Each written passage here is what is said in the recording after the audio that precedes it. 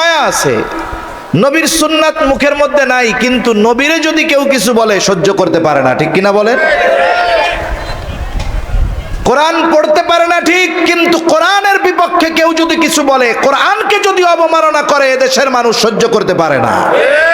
এজন্য কি দেখলাম কয়েকদিন আগে এক প্রাইভেট ইউনিভার্সিটিতে, ইস্ট ওয়েস্ট না নর্থ সাউথ ইউনিভার্সিটির মধ্যে কোরআনকে প্রকাশ্যে পা দিয়ে পড়ানো হয়েছে। নাউযুবিল্লাহি মিন যালিক। কি করা হলো? ওরা চিন্তা করে যে কোরআনকে অবমাননা করার মাধ্যমে ওরা মূলত আমাদের অবস্থাটা একটু পর্যবেক্ষণ করে, দেখি কোরআনকে অপমান করলে এদের হৃদয়ের সুপ্ত ঈমান তপ্ত হয়ে ওঠে কিনা।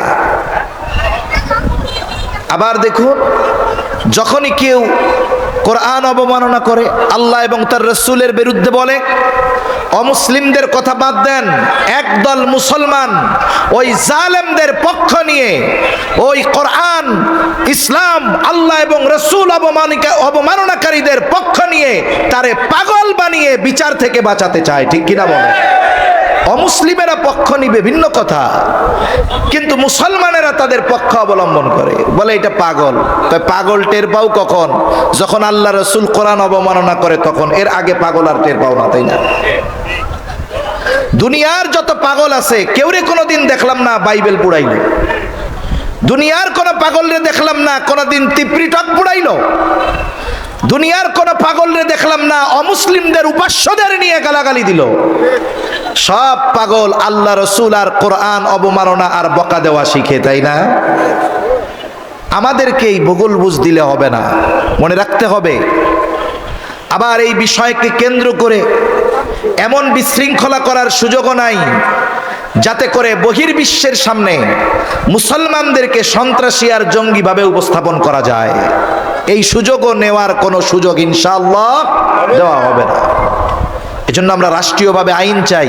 আজ পর্যন্ত বাংলাদেশের ইতিহাসে এমন একজন লোককে দেখান যেই ব্যক্তি অন্যান্য ধর্মাবলম্বী যাদের আছে বাইবেল পুড়াইছে, পাড়াইছে, একটা দেখাইতে পারবেন?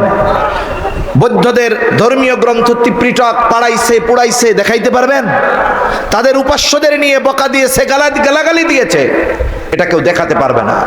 বরং ইসলাম আমাদেরকে অন্যান্য ধর্মাবলম্বী যাদেরকে উপাস্য হিসাবে গ্রহণ করেছে তাদেরকে বকা দিতে ইসলাম আমাদের নিষেধ করেছে।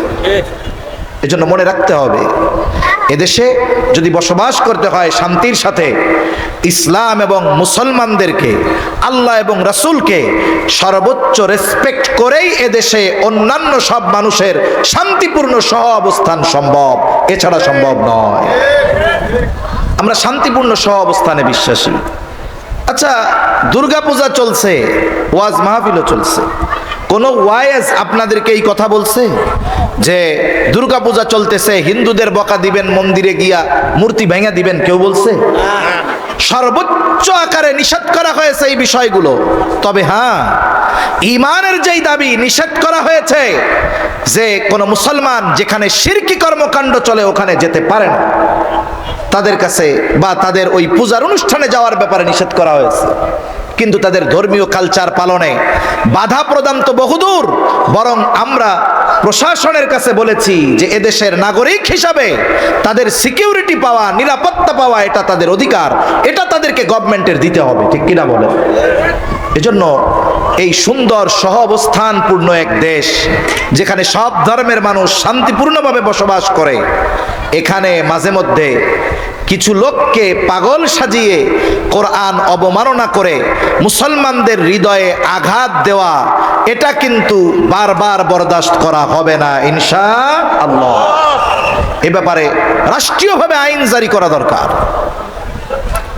তা সম্মানিত উপস্থিতি, বলতেছিলাম কিয়ামতের আগে জালজালা, ভূমিকম্প বেড়ে যাবে।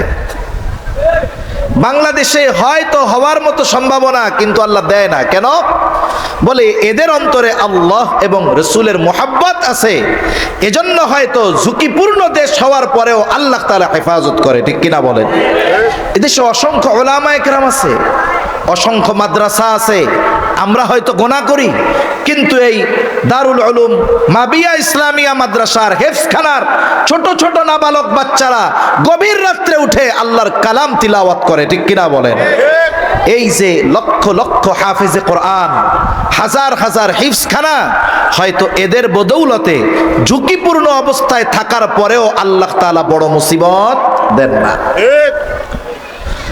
তাহলে কিয়ামতের আগে জলজলা বেড়ে যাবে। দুনিয়ামুখী মানুষেরা ভূমিকম্প বাড়ার কারণ জাগতিক নজর দিয়ে তালাশ করে, কিন্তু ঈমানদার যখন কোনো মুসিবত আসে এগুলোকে শুধু জাগতিক বিষয়ের নজর দিয়ে অনুসন্ধান করে না, বরং সাথে সাথে কোরআন সুন্নাহর দৃষ্টি দিয়ে তারা এগুলো অনুসন্ধান চালায়। কেন এই জমিনে মুসিবত, কেন স্থলে মুসিবত, কেন জলে মুসিবত, কেন ভূমিকম্প, কেন সিডর, কেন আয়লা, কেন লায়লা?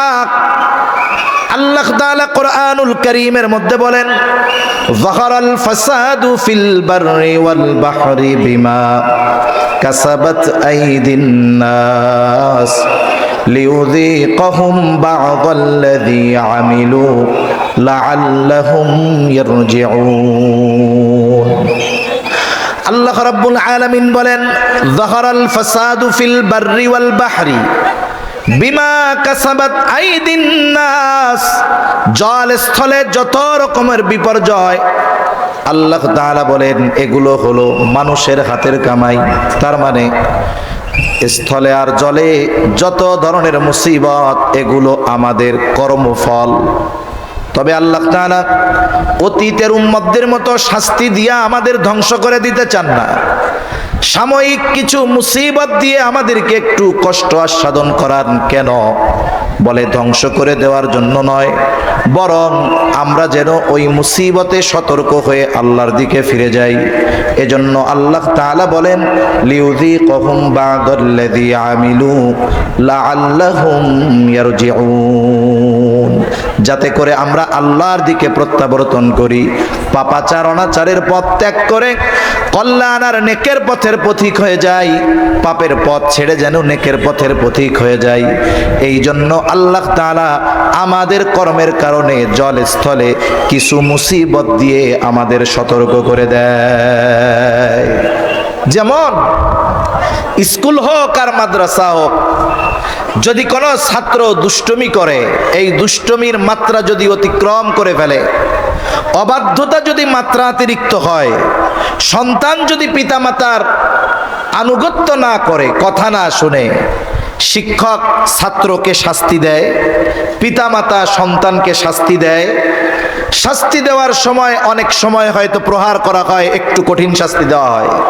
বলুন তো, শাস্তি যখন যাকে দেওয়া হয় তার কাছে কি শাস্তিটা ভালো লাগে? মনে মনে কয় কত বড় জালেম, আমারে মারলো। কিন্তু পিতা যে শাস্তি দিল, শিক্ষক যে শাস্তি দিল, বলেন তো এই শাস্তি কি ওকে ধ্বংস করার জন্য দিছে, নাকি ও সঠিক পথে যেন ফিরে আসে এই জন্য দিছে? নিশ্চয়ই সঠিক পথে ফিরে আসে যেন এই জন্য দিয়েছে। মুহাব্বত আছে, চাই যে গোনার পথ ছেড়ে ভালো পথে আসুক, এই জন্য শাস্তি দিছে যেন অন্যায় কাজটা আর না করে। আল্লাহ তাআলা আমাদেরকে মুহাব্বত করেন, ভালোবাসেন। মূলত আল্লাহ তাআলা চান না তার বান্দাদেরকে আযাব গজব দিয়ে সমূলে শেষ করে দিতে। তবে যতটুকু দেন এটা আমাদের পাপের কারণে হয়, আর আল্লাহ এই জন্য দেন যেন এই শাস্তি আস্বাদন করে আমরা আল্লাহর দিকে ফিরে যাই। এজন্য ভূমিকম্প হয়, এটা আমাদের হাতের কামাই। বলে ভূমিকম্প কেন হয়? জমিনে পাপাচার যখন বাড়ে ভূমিকম্প বেড়ে যায়, জমিনের মধ্যে জুলুম বেড়ে যায়, ভূমিকম্প বেড়ে যায়। দোকানদার ওজনে কম দেওয়া শুরু করে বলে ভূমিকম্প বেড়ে যায়। নাচ গান অশ্লীলতা মদ্যপান বেড়ে যায় বলে ভূমিকম্প বেড়ে যায়। তাহলে জমিনে ভূমিকম্প সংগঠিত হওয়ার অন্যতম কারণ হলো এই আল্লাহর জমিনে পাপাচার অনাচার অশ্লীলতা বেড়ে যাওয়া। এজন্য যদি বড় ধরনের ক্ষতি থেকে বাঁচতে হয় আমাদেরকে পাপ মুক্ত জীবন গঠন করতে হবে। আল্লাহ তৌফিক দান করেন। এরপরে নবীজি সাল্লাল্লাহু আলাইহি ওয়াসাল্লাম জানায় দেন ওয়ায়াতাকারাবাজ জামান, কিয়ামতের আগে সময় সংকুচিত হয়ে যাবে। মনে হবে এক জুমা থেকে আরেক জুমা কেমন যেন চোখের পলকে চলে আসছে। হাদিসের মধ্যে আসছে এক যুগ কেমন যেন বছরের ন্যায় হয়ে যাবে, বছর কেমন যেন মাসের ন্যায় হয়ে যাবে, মাস কেমন যেন সপ্তাহের ন্যায় হয়ে যাবে, সপ্তাহ কেমন যেন দিনের ন্যায় হয়ে যাবে, আর দিন কেমন যেন ঘন্টার মতো হয়ে যাবে, ঘন্টা কেমন যেন মিনিটের মতো হয়ে যাবে, আর প্রতিটা মিনিট কেমন যেন সেকেন্ডের ন্যায় হয়ে যাবে। তার মানে কিয়ামতের আগে সময় সংকুচিত হয়ে যাবে। আগেও তো 12 বছরে এক যুগ ছিল, 12 মাসে এক বছর ছিল, 7 দিনে এক সপ্তাহ ছিল, 24 ঘন্টায় এক দিন ছিল, 60 মিনিটে 1 ঘন্টা ছিল, 60 সেকেন্ডে 1 মিনিট ছিল। আগেও যা ছিল এখনো তাই আছে, কিন্তু মূল সমস্যা কোথায়? বলে সময় থেকে আল্লাহ বরকত উঠায় নিয়ে গেছে। যার কারণে অতীতের মানুষের সময়ে বরকত ছিল। জাস্টিস মুফতি তকি উসমানী দামাত বরকাতুহুমুল আলিয়া, উনি সময়ের মূল্যায়ন নিয়ে বয়ান করতে গিয়ে বলতেছেন যে সময় প্রত্যেকটা ব্যক্তি যেমন ব্যবহার করে, সময় তার সাথে ওই রকম আচরণ করে। বলে কেউ যদি সময়কে অহেতুক কাজে ব্যয় করে, গুনার কাজে ব্যয় করে, এই সময় তার জন্য সংকুচিত হয়ে যায়। কিন্তু সময়কে যদি কেউ ভালো কাজে ব্যয় করে, ওই সময়ের মধ্যে আল্লাহ বরকত দিয়ে দেয়। যেমন চায়ের দোকানে জোহরের পর থেকে নিয়ে রাত 10টা পর্যন্ত বসে থাকে, কষ্ট হয় না? অনেক মানুষ এমন আছে না নাই? কিন্তু মসজিদে আইসা ইমাম সাহেবের 2 রাকাত নামাজ 7 মিনিটের জায়গায় 8 মিনিট লাগলে কাশি শুরু হয়ে যায়। বল খেলা টেলিভিশনের পর্দায় 5 ঘন্টা 6 ঘন্টা নিয়ে দেখতে সমস্যা হয় না, কিন্তু কোরআন দেখে 2 পৃষ্ঠা পড়তে গেলে কলিজা ছটফট করে, আছে না নাই? বসায় রাখা যায় না মসজিদের মধ্যে। জাগতিক অহেতুক আড্ডায় ঘন্টার পর ঘন্টা পার হয়ে যায়। জুমার দিন ইমাম সাহেব কোনো মতে সালাম ফিরাইতে দেরি 50 জনের ঘাড়ে পাড়া দিয়া মসজিদ থেকে বাহির না হইলে তার ভালো লাগে না, আছে না নাই? এই যে ভালো কাজে দেখবেন অস্থিরতা কাজ করে, যদি এই অস্থিরতাকে জয় করে ওই ভালো কাজের উপরে নিজেকে রেখে দেওয়া যায়, তাহলে দেখবেন সময় বরকত হয়ে গেছে। আর নাইলে কি হবে? জুমার দিন সকালবেলায় মনে হবে আরে এই তো কয়দিন আগেই দেখি শুক্রবার একটা গেল। এভাবেই একটা সময় আমাদের যেই হায়াত বরাদ্দ আছে এটা শেষ হয়ে যাবে, কোনো কাজে লাগবে না। এজন্য আগের মনীষীদের অবস্থা দেখেন। ইমাম গাজ্জালী রহমাতুল্লাহি আলাইহি কত বছর, অল্প কিছু সময়কাল বাঁচছে, 50-56 বছর এরকম মনে হয় বাঁচছে। ইমাম বুখারী রহমাতুল্লাহি আলাইহি 56 বছর বাঁচছে। অথচ এই অল্প হায়াতে তারা যেই পরিমাণ লিখে গেছে, আমরা তাদের চেয়ে বেশি হায়াত পেয়ে ওই পরিমাণ পড়তেই পারি না। ওটা তো অনেক আগের কথা। নিকট অতীতের কথা বলি, হাকিমুল উম্মাত আশরাফ আলী থানভী রহমাতুল্লাহি আলাইহি, ওনার যেই রচনা, ওনার যেই লেখা, উনি যা লিখে গিয়েছেন গোটা হায়াতে, কত খেদমত করেছেন দিনের, এরপরে যা লিখছেন গোটা হায়াতে আমরা পড়ে শেষ করতে পারি না। কেন? বলে ওনাদের হায়াতে বরকত ছিল, সময়কে ভালো কাজে লাগাইছে। এই জন্য আমরাও যদি সময়ে হায়াতে বরকত চাই, অহেতুক ফালতু কাজ বাদ দিয়ে ভালো কাজে মনোনিবেশ করতে হবে ইনশাআল্লাহ। বলেন ইনশাআল্লাহ। তাহলে কিয়ামতের আগে নবীজি বলেন ওয়া তাকারাবাজ জামান, কিয়ামত ততক্ষণ সংগঠিত হবে না যতক্ষণ না সময় সংকুচিত হবে। এরপরে নবীজি বলেন ওয়া তাযহারুল ফিতান, কিয়ামতের আগে ফিতনা প্রকাশ পাবে, ততক্ষণ কিয়ামত হবে না। এখানে ফিতনা দ্বারা উদ্দেশ্য হলো মাসীহ দাজ্জাল। ওই দাজ্জালের আগমনের ক্ষেত্র প্রস্তুত করতেছে ইসরাইল। ইসরাইল ওকে ত্রাণকর্তা মনে করে, যার কারণে সুদূর ইউফ্রেটিস নদী থেকে নিয়ে নীলনদ পর্যন্ত গ্রেটার ইসরাইল তৈরির বাসনা তাদের মনে। কিন্তু আফসোস, তারা তাদের মনের কথা প্রকাশ্যে ঢাকঢোল পিটায়া বলে দিচ্ছে, অথচ যেই দেশগুলোর উপরে তারা ভয়ালো থাবা দিয়ে রাখছে ওই মুসলিম দেশগুলার শাসকদের ঘুম ভাঙে না।